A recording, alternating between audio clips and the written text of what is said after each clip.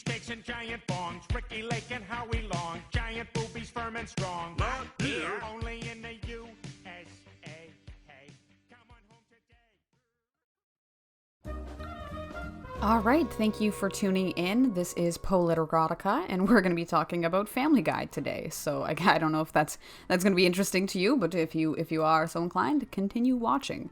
So Seth MacFarlane is a very interesting person, and we will reveal in this video a very compelling player in political campaign and corporate donations. Seth was raised in a small town in Kent, Connecticut, and has been drawing cartoons at an extraordinary rate since about age 2 years old. At age 7, he actually used an 8mm camera to create animations, and by age 9 had his first job drawing cartoon satire at the local paper for $5 each, later graduating from the Rhode Island School of Design, where he discovered his love for stand-up comedy and voice acting. Later actually getting hired by Hanna-Barbera of all places as his first job, and worked on a cult classic called Johnny Bravo. The Life of Larry was a short created at this time that had caught the eye of Fox executives. They had offered 20-something-year-old Seth a deal for about $50,000 to shoot what was called Family Guy.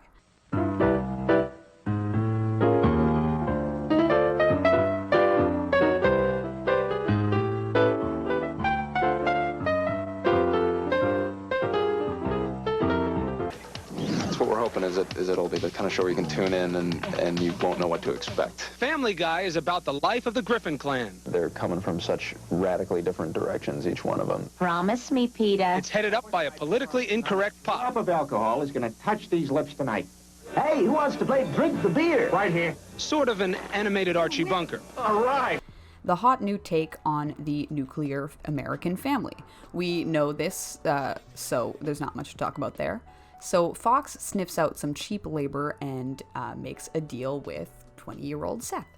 Family Guy is hyped to air on the all-time best time slot of the decade, which is Super Bowl 1999, and here we are.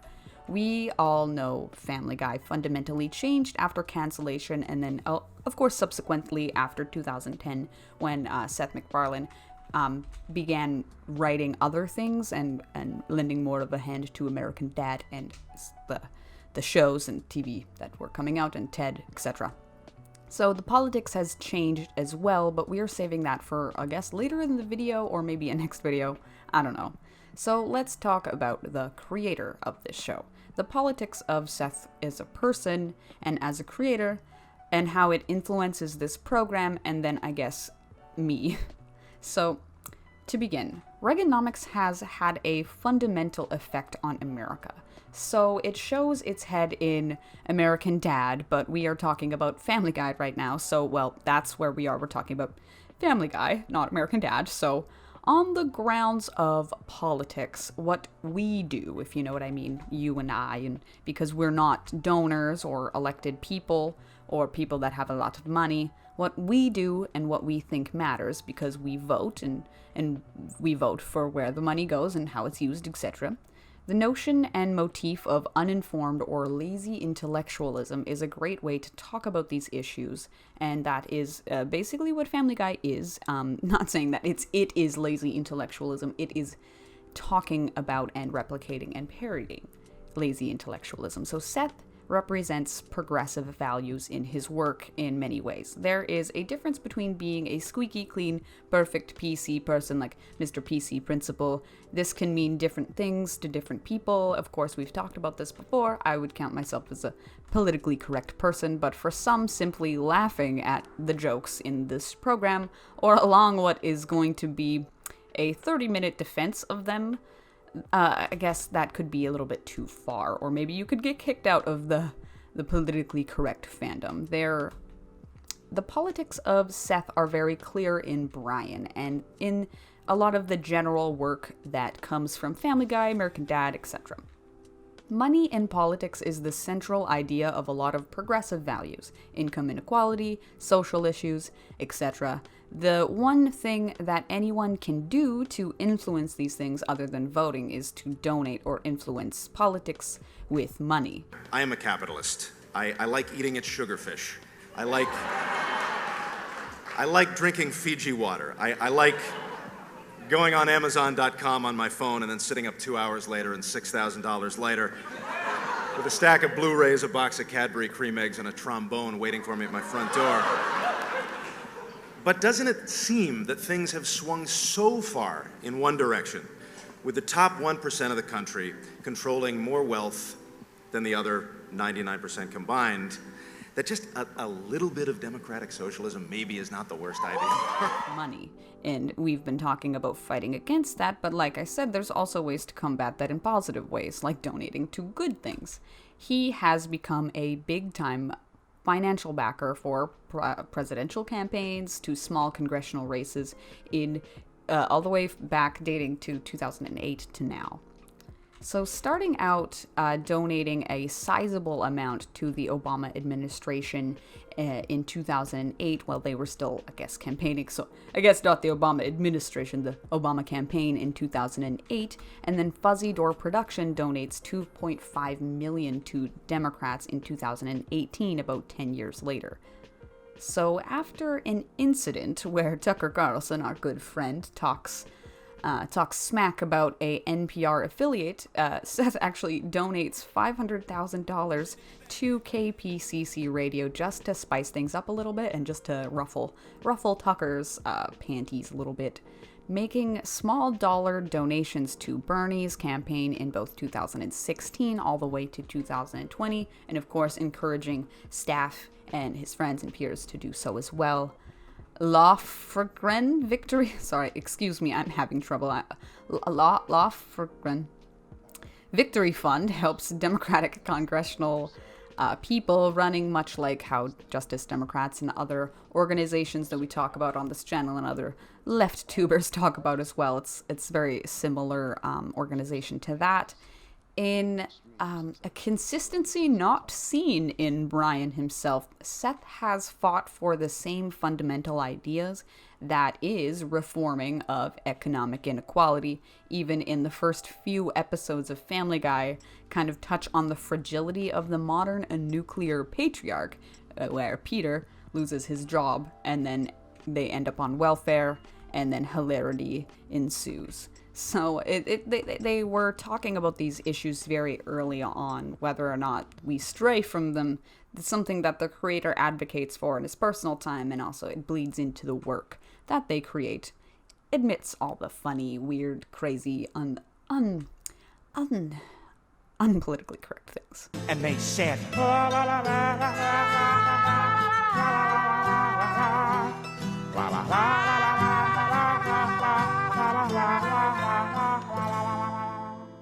Back on now. How could this have happened? How? So common motifs. So common motifs in this show have a fair resemblance to plot significance, but also insight into the values of this creator. So one of my personal favorite additions to the offensive joke roster, oddly enough, is the consistent criticism of colonialism in New England. How the fact that the characters are even there kind of serves as an impact, and how that impact was received by Native America. We get these in gags of blatant violence against Native people in skits and cutaway gags, etc. But this is not because I find this funny or the creator or the people writing these jokes are like, wow, I love to see this kind of violence against minorities.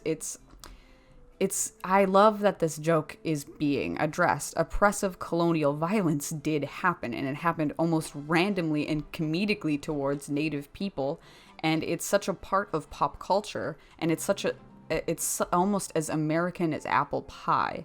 Asking someone to not make jokes like that is almost asking someone to not address it at all, and that's almost worse. Do you follow me?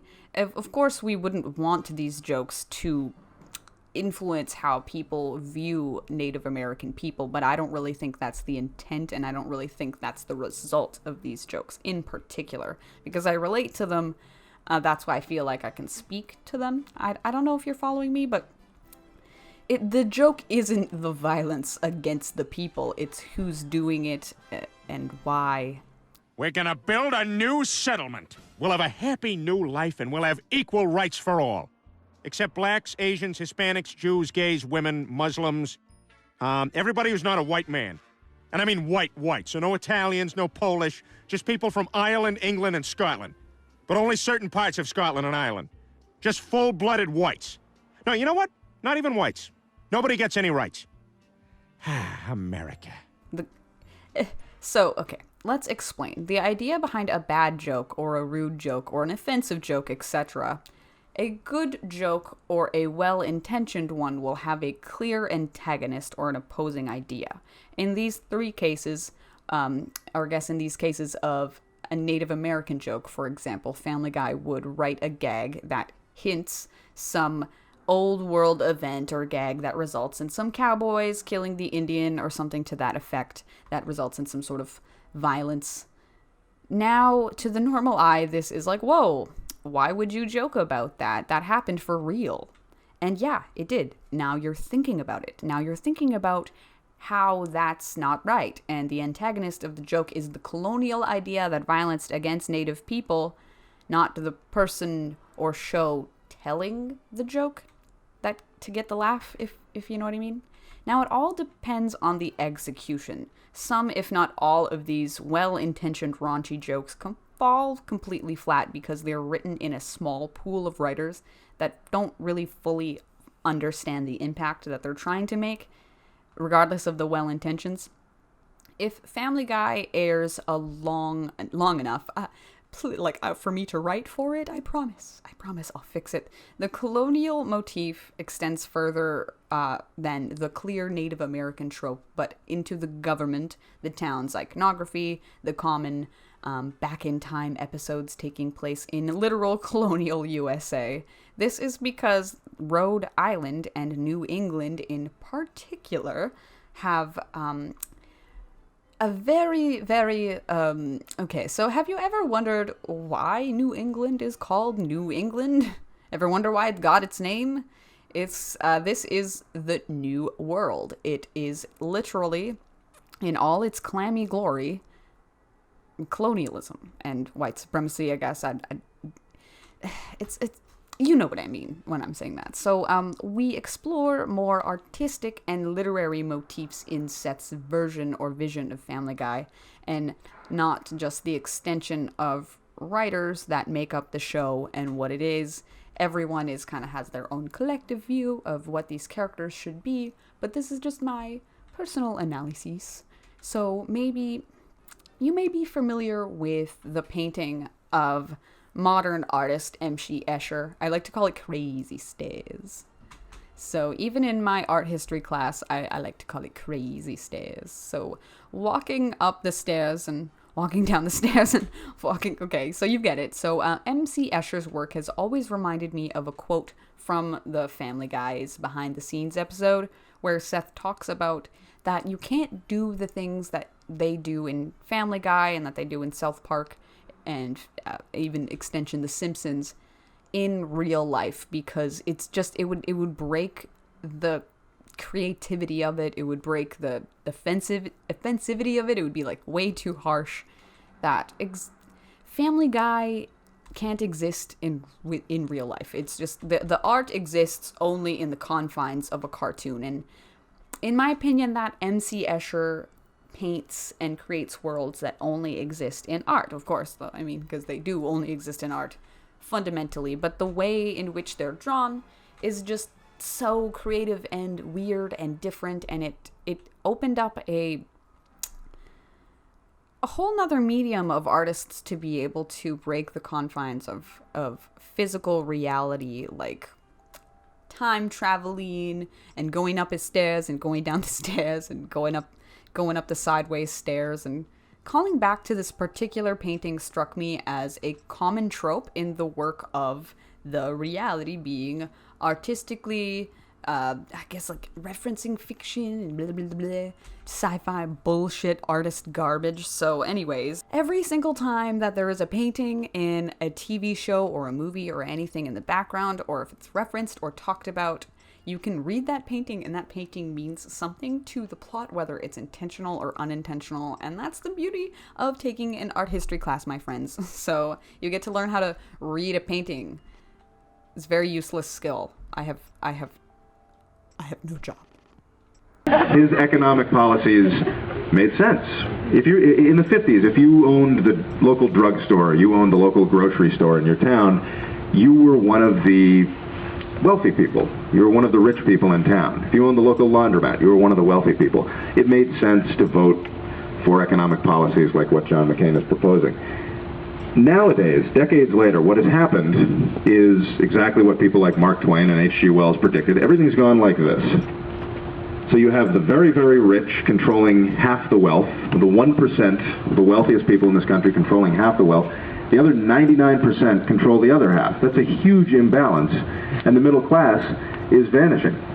And by the way, this is what they call trickle-down economics, and I'm sure many of you have read about that. Started in the 80s under Reagan, and the idea is that if you give the rich a tax break, make them richer, then it'll trickle down to the rest of the economy, and everyone benefits.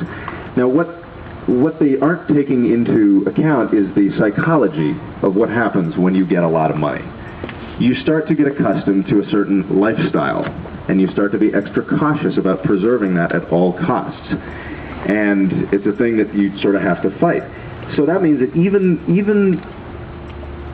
if the rich get a tax break, if the rest of the economy is in the toilet, they're still going to hold on to that money because it's cold out there. So that policy just doesn't work. Now, Barack's idea...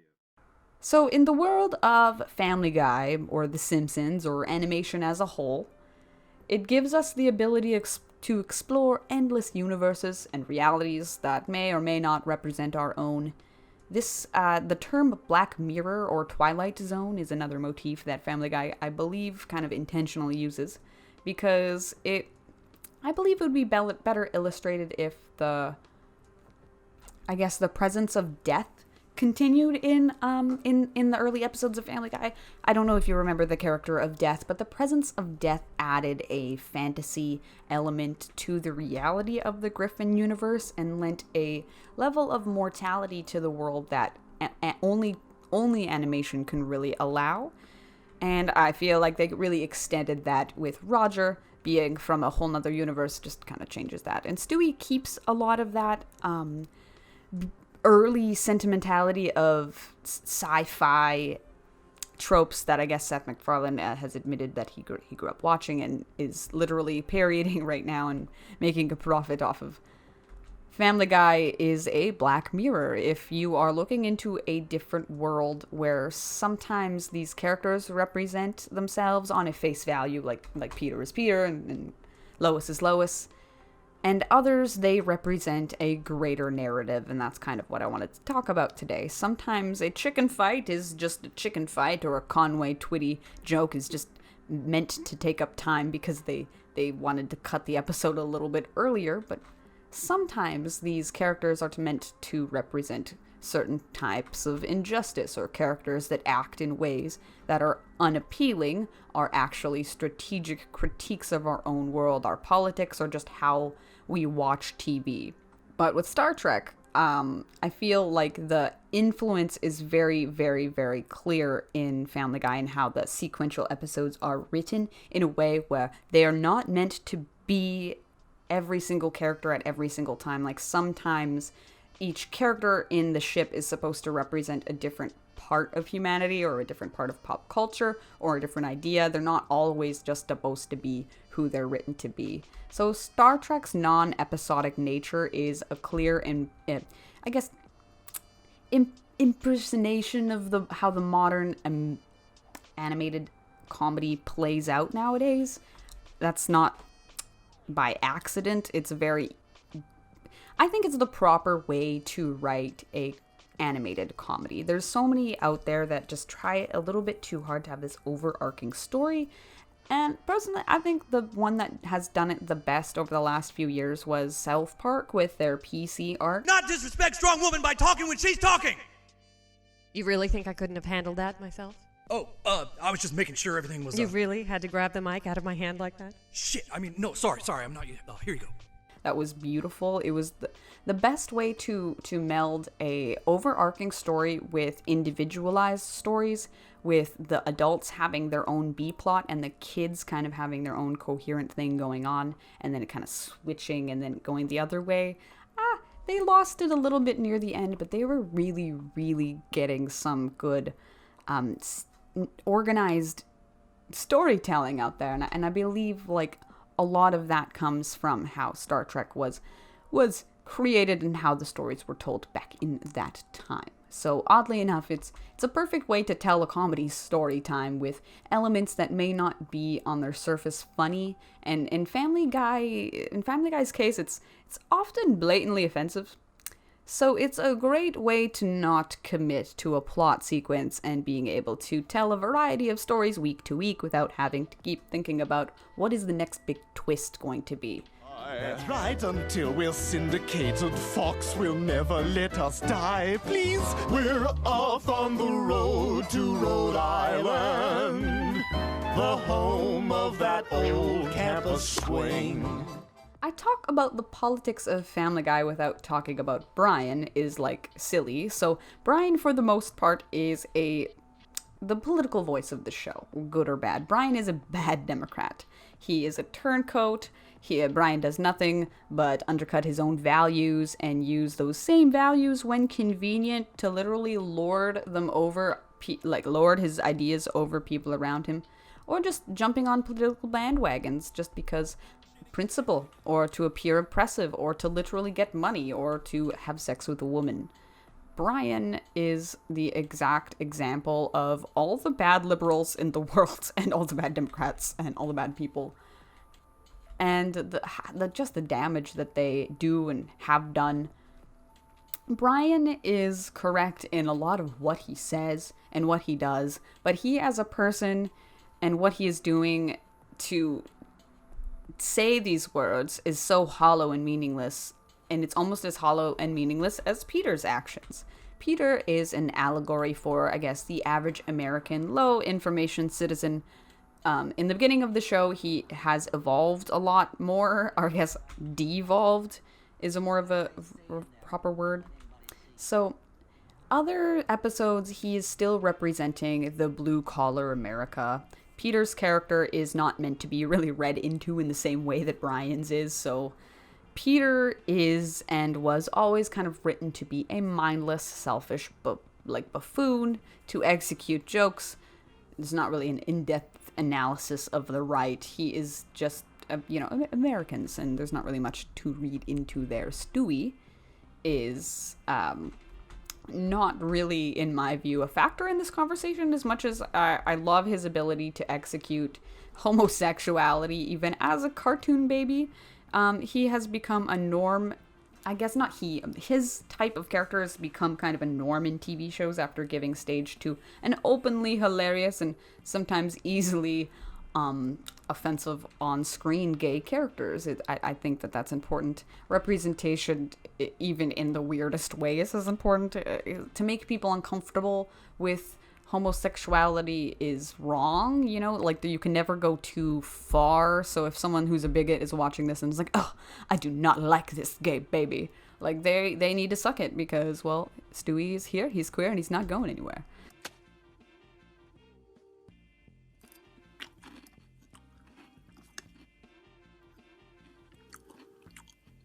So if I have not already made it painfully obvious, I have a real special connection with Family Guy, and I may be reading into it a little bit too much, but I can't tell you where it comes from or exactly what my fascination and dedication to this show has come from, but it's gone on my entire life. I feel as though I just truly understand who these characters are trying to be, and we have only really spoken about the soft-core politics of Family Guy for a few political episodes and jokes here and there, but Family Guy as a whole, And the comedy as a whole, the characters and the world are very, very special to me. Quahog is like a second home to me. I feel like I just walk in there and their lines just come to life. I guess I've wanted to just go there and see what everyone's doing and bother everybody. But one thing we do have in common is the glittering jewel that is New England. Like many of you, I hail from this great region, Connecticut to be precise. And while I treasure my formative years in the land of chowder, lobster, and gonorrhea, I am here to tell you about the place I live now, the real world. There's no dress rehearsal, no take-home tests, no rough drafts. If you unconstitutionally wiretap people's phones, you will be taken down. If you shoot someone in the face with a shotgun, you'll reap the consequences. If you illegally invade a sovereign nation to secure oil interests and assuage a personal vendetta, you'll be reelected. What I value most about Family Guy, other than the things we spoke about here, is the cutaway gag. Some hate it.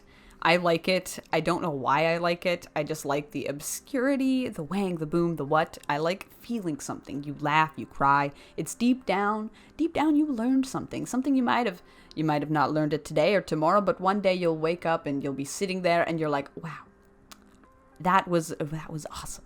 So, all right, we're done. You think the language in the Second Amendment is clear enough? You know, about the right to bear arms? Of course it's clear. Every American has the right to hang a pair of bear arms on their wall. How could that possibly be misconstrued?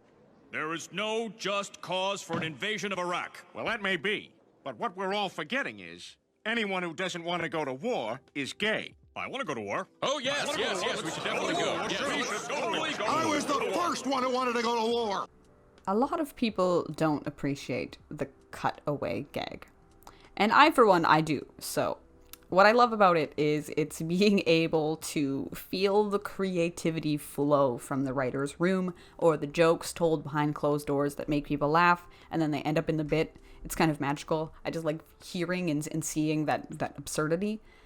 My days as a teenager, I know that my sense of humor will come back to haunt me.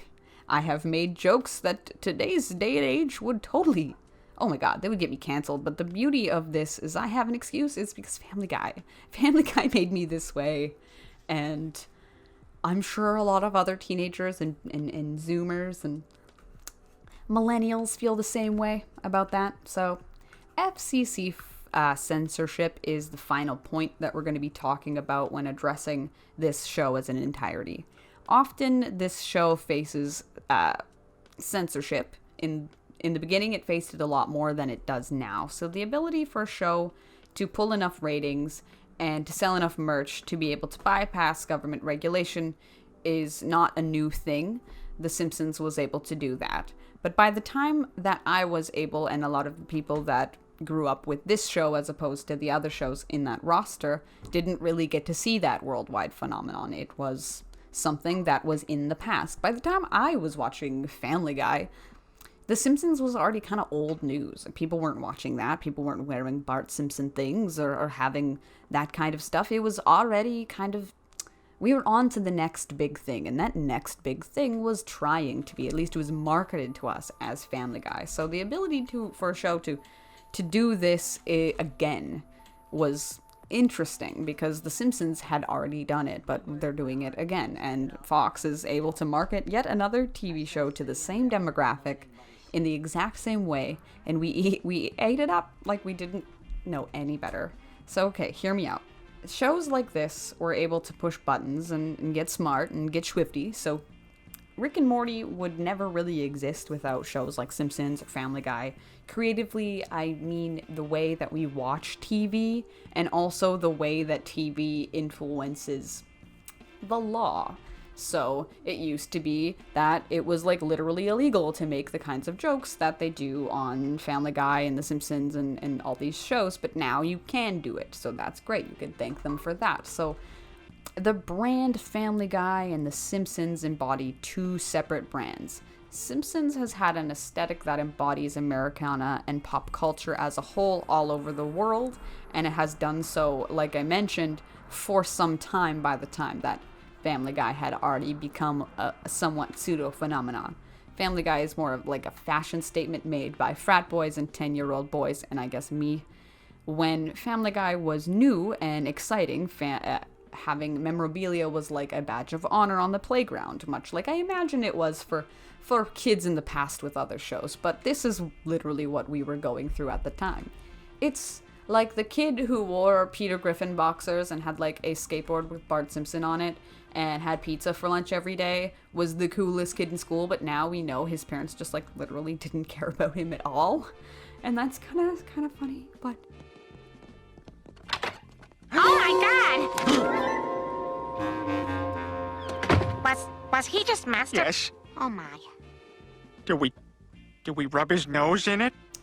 So, Family Guy, regardless of the FCC censorship, the violence in movies and the sex on TV continued, and content in Family Guy has become more verbally and visually offensive as the time has gone on, in a, I guess, cultural level, evading that censorship that they fought so hard against. And South Park chooses a different, but in my opinion, superior path to take on social commentary with a lot more articulate analyses, and they really know their audience. They know their audience, and they give them what they want before they even know they want it. They just give us what we want, and with Family Guy, we feel like we keep having to ask for what we want. And the project itself is more or less been abandoned as a whole and is just a shell of its former self.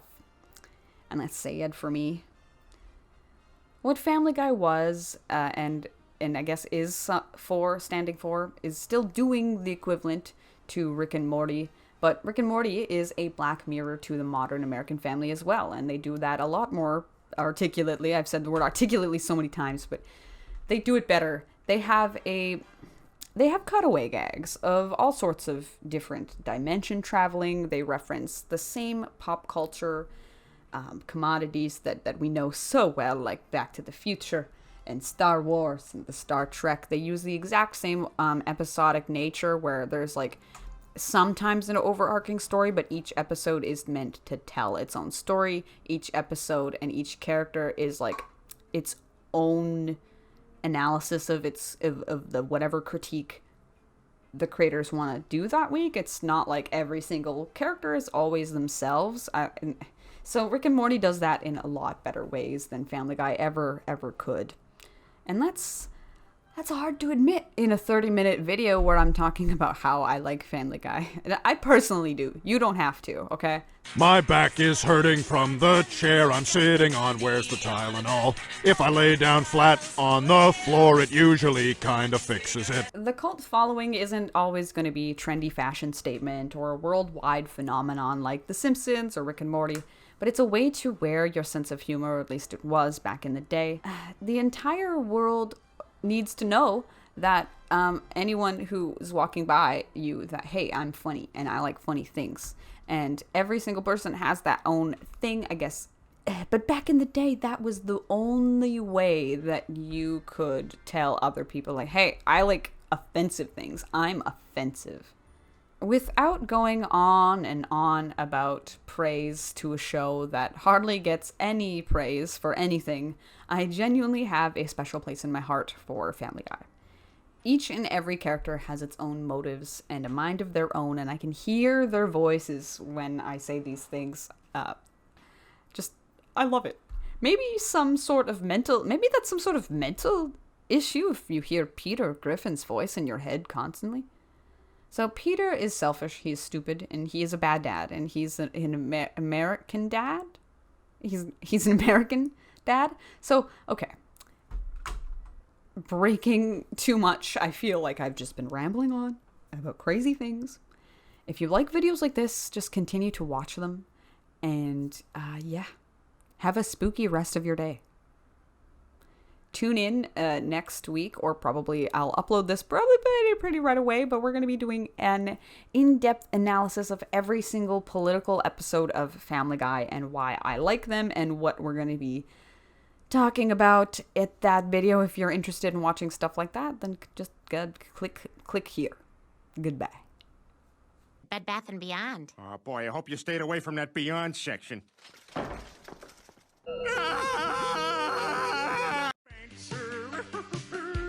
Come home where you belong. Quahog is your home. Who wants to live in Korea? Their name sounds like gonorrhea.